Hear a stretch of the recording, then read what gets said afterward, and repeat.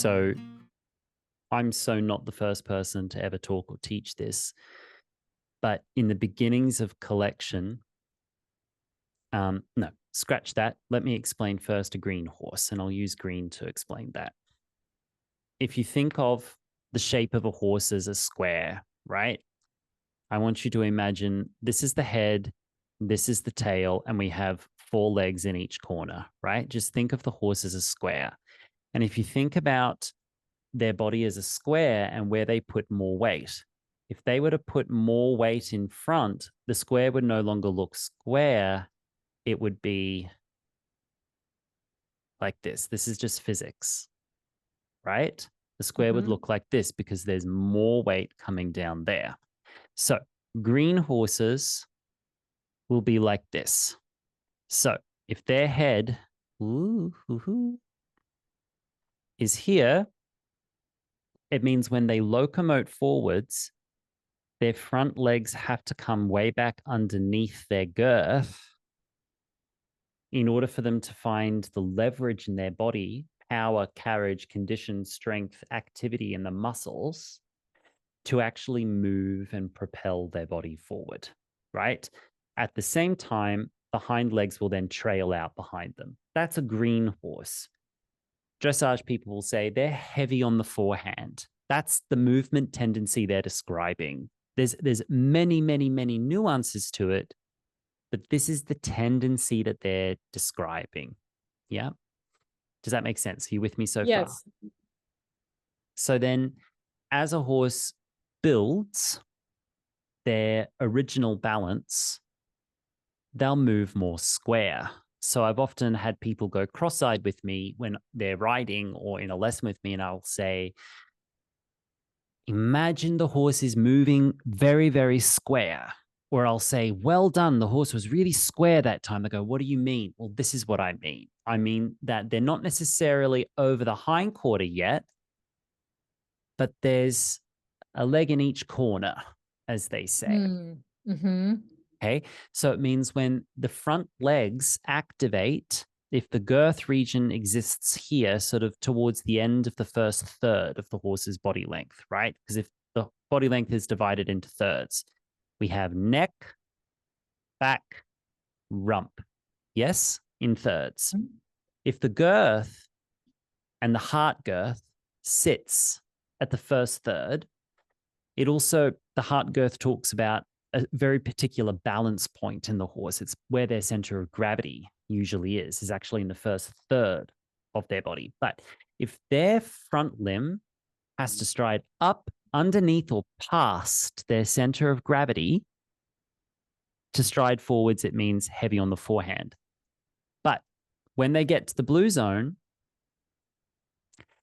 front limb doesn't have to stride so far forward, so far backwards in order to locomote. And stop and go to your video. Here she is. See that, right? Yes. She's locomoting forwards, meaning she has engaged the left forelimb. She's activated all the muscles here, but she's doing it absolutely without tension.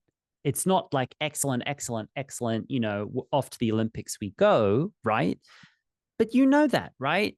But look, here's the first third of her body. There's her girth. Only the back edge of the pastern is touching that line. Wow. That is an improvement. And if you look at her hindquarters, I mean, she's not striding under here. She's not engaging from stifle underneath hip yet, but she's not hugely trailing out behind either. So long way to say she's looking more square, Cara. Now you know what I mean. Let's go back to whiteboard. So she's looking more square. As the horse starts to build excellence, they get to collection, which obviously starts to look like this. The physics of their movement trends towards this, meaning more weight tends to be carried behind. Yep, we have body broken into thirds, neck, back, rump, It means that the tendencies of their limbs is that it comes out in front of them more. Now, there are ways you can do this without the horse carrying behind. If you turn on the FEI and you watch most Olympic tests right now, the horses are hugely sunken here because the riders have big fat knee blocks and leverage devices, and they're bracing against the knee block and they're pushing themselves down into the saddle, which is causing the spine to sink. And when they do this, they leverage on the horse's skeleton on these hypermobile horses. And then if they use their spurs enough, the horse will fling their legs out in front. But then you don't see this parallelogram idea. The front legs will depart the logic of the rest of their body. You see that? You see, if they were moving, quote unquote, correctly, the front limbs are always finding this beautiful parallel with each other. But if you're leveraging, you'll get a fling. And then the angles are all off. This is just the physics and the geometry of their body positions, postures, and movement, right?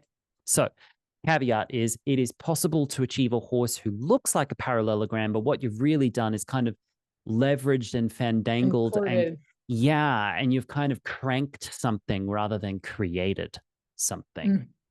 Okay, so correct classical collection, I can't even believe that word just flew out my mouth, but there it is. Correct classical collection is truly this, and it's undeniable when you see it, meaning the hind legs are able to come underneath the first half of the body, if not at least underneath the last third. Yes, at least to the last third. But even better would be that they come up underneath the rider and that the front limbs find a parallel line to the hind at all times. And then if you have a rider sitting up here, yeah, these are the trends that we look for. I wish I had one of those drawing things because I promise I'm actually a good drawer. But anyway, you get the point. So what we look for is these patterns. Right now, based on your work, Ginger has started to arrive here. It has been Ginger's pattern to be very much here. Oh, yeah. Now, Ginger's archetype of that was heavy on the fore, yes, but then she would break at the withers and the head would be quite down here. Yep. And then she would be quite sunken there. Yes. Which is why she's now got the change in the dorsal spinous processes in this region. And then these would trail out behind. So she'd break at the withers and kind of lurch forward and try to keep herself going. Now, a lot of this was installed into her body memory long before you had her. Okay, so please don't shame Spiral. Yeah, you're the maid. You're cleaning it up. Right. Yep. Yep. If she was a ranch horse or roping and she had like a badly fitted Western, that would have locked down this region of her body, which would have exacerbated the issue because the only part of the body that could be mobile to compensate for this problem was here. Oof. Yeah, that Yep. makes sense. Or withers. Or the neck. So if we think about the neck all the way down here, and if her ears are there, head, nose, cheek, they often build tension in the poll, withers, sternum, low back. At least, if not whack-a-mole in the whole body. Right? So this has been very much Ginger's tendency, but based on this very simple series of movements that you're achieving with her, we're now starting to see it shift. So you've got two ways to achieve this with her based on your toolkit. You've got a very free way to do it, meaning you're allowing her and you to have a lot of creativity, adaptability, improvisation, and allowing compensations within it. Allowing compensations is a grace to horses, because if she is dealing with underlying osteopathic pathologies, she might not be able to do it dry according to the correct form of a more restricted Mm. paradigm. She might not be able to. So allowing a modicum of compensations not only is way more like modern kinesthesiology, modern movement science, and she's allowed to be free, which builds movement confidence. But then you also have a way to say, okay, now let's do it dry. Let's do it clean. And you can have one training where you do both. Mm. Make sense? I'm going to stop Yeah. the recording now and we're going to continue our session.